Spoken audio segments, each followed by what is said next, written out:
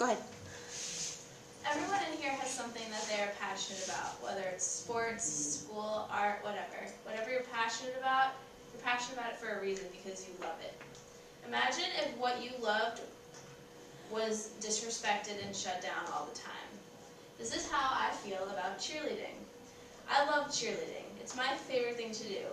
And people are constantly telling me it is not a sport. But there are many athletic aspects to competitive cheerleading. And it's time cheering gets the recognition it deserves. Alright. So let's take a day in the life of a cheerleader. First you go to practice, and you have to be there 15 minutes early, because if you don't have mats rolled out and shoes on by 4:30, then you're running laps. We start with stretching. Now stretching isn't just normal stretching for cheerleaders. You have to bend your body in ways that you can't even believe. Like this over here, you see, that's a flyer stretch. They have to lift their foot way over their head to be able to do that on someone else's hands. And you have to hold that stretch probably 10 seconds. And this is stretching for jumps. Stretching for jumps has to be synchronized, because when you jump, if it doesn't look the same, then you get points off, and that's no good. So everyone has to be stretched the same way. Same down here is stretching for tumbling. Tumbling has to be perfect because you'll get points off in routine. This is jumping. See how everyone has to be synchronized? And I don't know if anyone's ever done a toe touch, but jumping is easy when you're jumping in place, but jumping to touch your feet over and over and over again gets really tiring. And in practice, like I said, it's not all the same. You do it again until it's all the same, and that's very tiring. And then there's tumbling. So I know everyone knows what gymnastics is. You've seen the Olympics, the floor routines. This isn't anywhere near that kind of stuff, but there's parts of it that are the same. So this is a full, which is flipping backwards with your legs straight, doing a 360 in the air. If you say that that's not difficult, then you clearly have never tried it, because it's really, that doesn't look easy. I don't understand how that doesn't look like it could be painful or difficult in any way. And in a cheerleading routine, you are tumbling. You are doing this and smiling and making it look like you're not trying at all.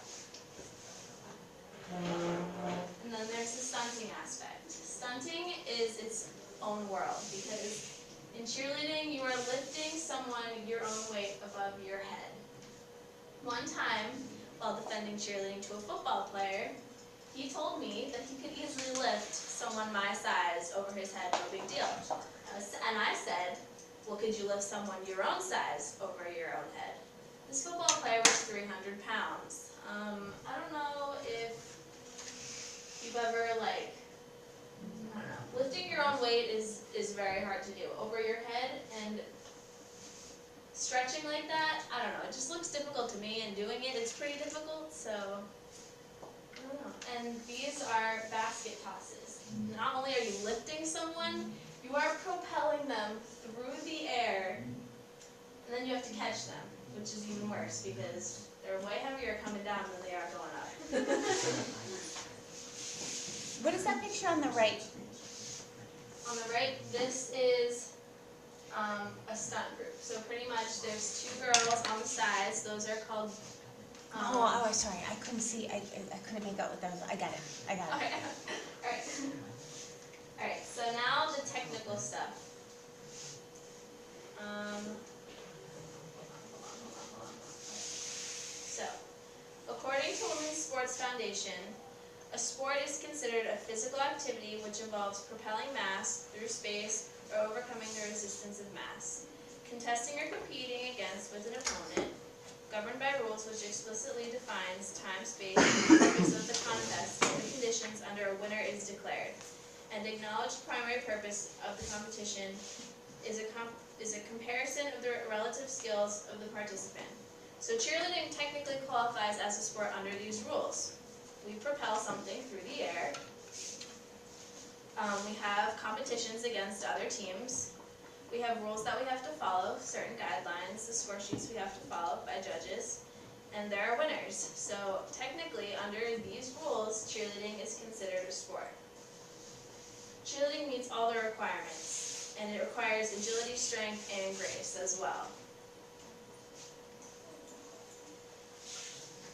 What people don't understand about cheerleaders is when we get upset about what people say when cheerleading isn't a sport. We work so hard, we put so much effort into what we do, and then to have it just shut down all the time.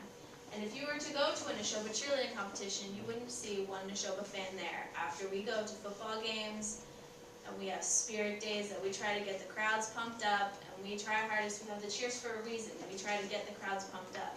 So it's just really, it sucks to have to go to your own competition and not have one fan from your own school there to support you. So next time you criticize cheerleading, think about how you would feel if someone told you what you were passionate about wasn't important and didn't respect it.